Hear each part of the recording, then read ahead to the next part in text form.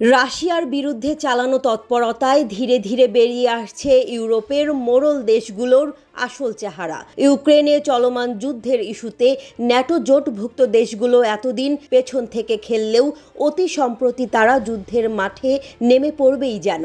তারই নমুনা মিলল বাল্টিক সাগরে। রাশিয়াকে উস্কানি দিতে গিয়ে মার খেয়ে এসেছে জার্মান হেলিকপ্টার। যতটা ভাবছেন ঘটনা কিন্তু ততটা নয়। বেশ হিসেবি চাল দিয়েছে রাশিয়া। জাহাজ থেকে সিগন্যাল ফ্লেয়ার ছুড়ে জার্মান হেলিকপ্টারটিকে আঘাত করা হয়েছে। এটি মূলত একটি ওয়ার্নিং শট ছিল। জাহাজে জরুরি মুহূর্তে ব্যবহারের ফ্লেয়ার দিয়েই নির্ভুল টার্গেট করে রাশিয়া বুঝিয়ে দিল প্রতিশোধ নেয়ার বেলায় তারা কত ভয়ঙ্কর হতে পারে। জার্মানি স্বীকার করেছে জার্মান সেনাবাহিনীর হেলিকপ্টারকে টার্গেট করা হয়েছিল।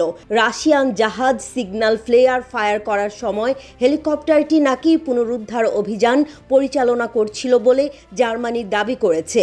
এখন পর্যন্ত রাশিয়ানরা কী ধরনের সিগন্যাল মিউনিশন ব্যবহার করেছে তা পরিষ্কার নয়। জার্মান পররাষ্ট্রমন্ত্রী অ্যানালেনা বারবক ব্রাসেলসে ন্যাটো পররাষ্ট্রমন্ত্রীদের বৈঠকের সাইডলাইনে ঘটনাটি সংক্ষিপ্তভাবে উল্লেখ করেছেন। তবে তিনি কোনো বিবরণ দেননি বা কখন ঘটনাটি ঘটেছে তা উল্লেখ করেননি।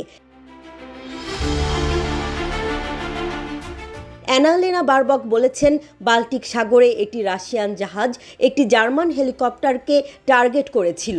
ইউক্রেনে রাশিয়ার যুদ্ধ সম্পর্কিত নিষেধাজ্ঞাগুলো উপেক্ষা করে জাহাজগুলো প্রায়শই বাল্টিক সাগর দিয়ে যাত্রা করছিল বলে তিনি দাবি করেন।